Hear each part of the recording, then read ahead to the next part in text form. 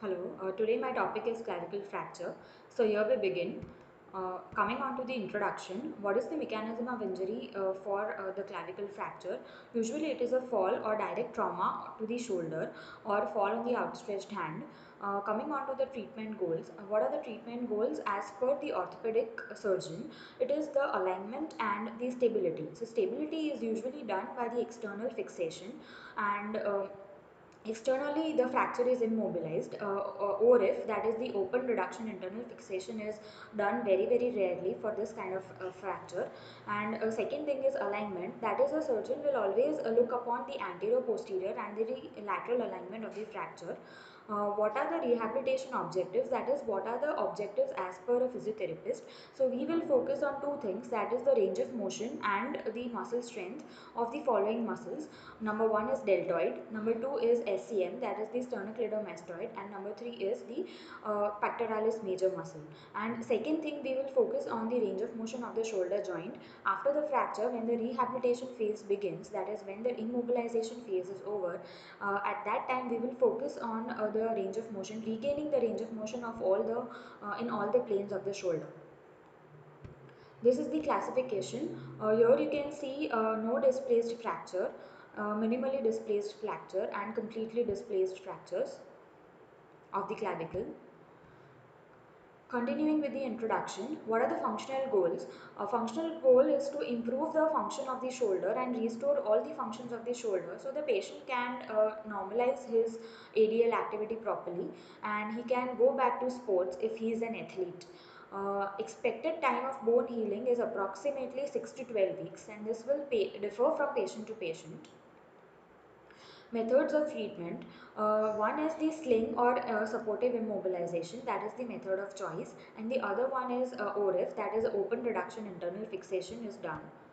This is the radiographs. In the left hand side radiograph, you can see the displaced fracture of the clavicle from the middle portion, and on the right hand side, you can see minimally displaced fracture of the clavicle.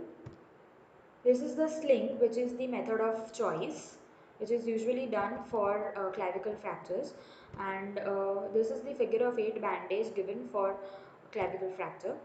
Special consideration, if the age of the patient is more, if the patient is elderly, then he is at risk for developing joint stiffness. So that if the patient is elderly, the physiotherapist will take more time to restore the range of motion of the shoulder joint, especially the abduction and the external rotation. And the patient also might be feeling more pain if he is aged, and so we have to be little cautious for an aged patient. Second is second special consideration is a delayed union or the non-union, which is not so common. Then comes the cosmetic deformity. That means if it is not healed perfectly, then some cosmetic differences might appear in the part of angulation or some displacement or shortening of the bone. And last special consideration is pin migration. Associated injuries of the clavicle fracture can be scapular fracture, rib fracture, or even pneumothorax. But pneumothorax is very rare. Even the brachial plexus might be injured, can be injured, and even neurovascular bundle of subclavian artery or vein must be at risk. Coming on to the PT management, this is from day 1 to 1 week. During this time, the shoulder will be held in internal rotation and adduction, and the elbow will be flexed to 90 degrees. So we saw the picture of a sling few slides priorly. So this is the position which the patient will have to keep in initially. So the shoulder will be in adduction and internal rotation position, elbow will be flexed to 90 degrees. The range of motion exercises are not allowed at this particular time. Muscle strength exercises, that is muscle strengthening exercises, is also not allowed. No weight bearing is allowed, and then functional activities for personal hygiene can be done with the help of the uninvolved extremity. Then coming on to the next 2 weeks, here what is the stage of bone healing? The stability at the fracture site is none to minimal, means the fracture is not at all stable at this time.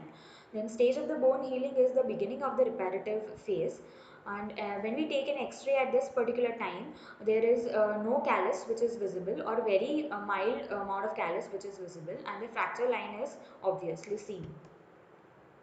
The treatment given in these 2 weeks, that is the second and the third week, is precautions. Shoulder will be held in the same position, and range of motion exercises can be started within the sling if the pain permits, and it has to be done within the pain limit of the patient. Muscle strengthening, only isometrics to the deltoid can be given, that is isometrics to anterior, middle and the posterior deltoid has to be given.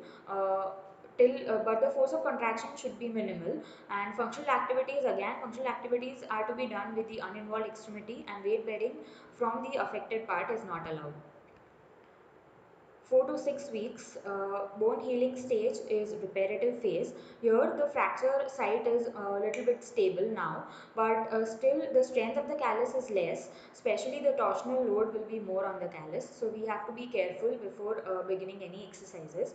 And when you see an x-ray at this stage, the bridging of the callus is visible and fracture line is little less distinct.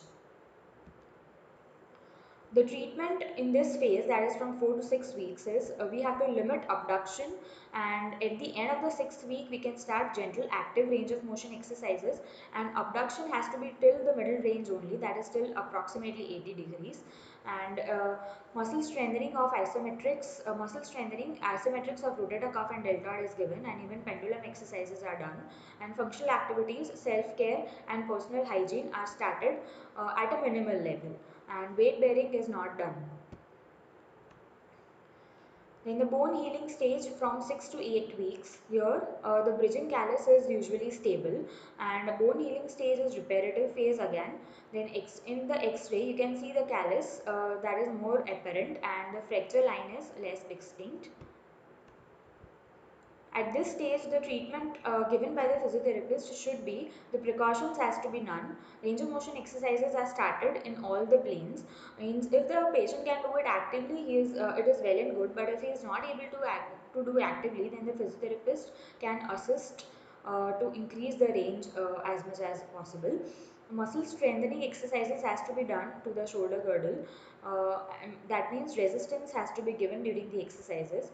And functional activities, patient uses the involved extremity for personal hygiene, self-care and doing light activities with that hand. Weight bearing has to be done, but it has to be gradual. So low weight can be bared in this duration. From 8th to 12th week, bone healing stage is the last phase of the bone healing, which is known as the remodeling phase. Here the fracture site is stable, and the x-ray is, in the x-ray the bridging callus is very visible, and the fracture lines become very much less distinct. We can hardly notify the fracture line at this period of time. So what treatment we will give in this phase is, we will not take any precautions as such. Range of motion exercises will be given actively to the patient, and he has to do the exercises minimum 3 times a day. All the exercises of the shoulder in all the planes has to be repeated for 10 to 15 counts, and muscle strengthening exercises isometric was already done. Okay, means we were already doing isometrics, that has to be continued, followed by isotonic and resisted exercises in all the planes, and even abduction is increased now, and functional activities, involved extremity is used in the self-care, and functional activities are done uh, with the involved part, and weight bearing, full weight bearing is allowed from the affected part. So what are the long-term considerations which needs to be taken is, contact sports needs to be avoided for 4 to 6 months. Means if the patient is an athlete, then he should not play this contact sports for at least 4 months minimum. And non-contact sports should be allowed only when the part is when the affected part is having full range, and if it is pain-free. And if the patient is suffering from non-union, which is again rare, then bone grafting can be done. Thank you.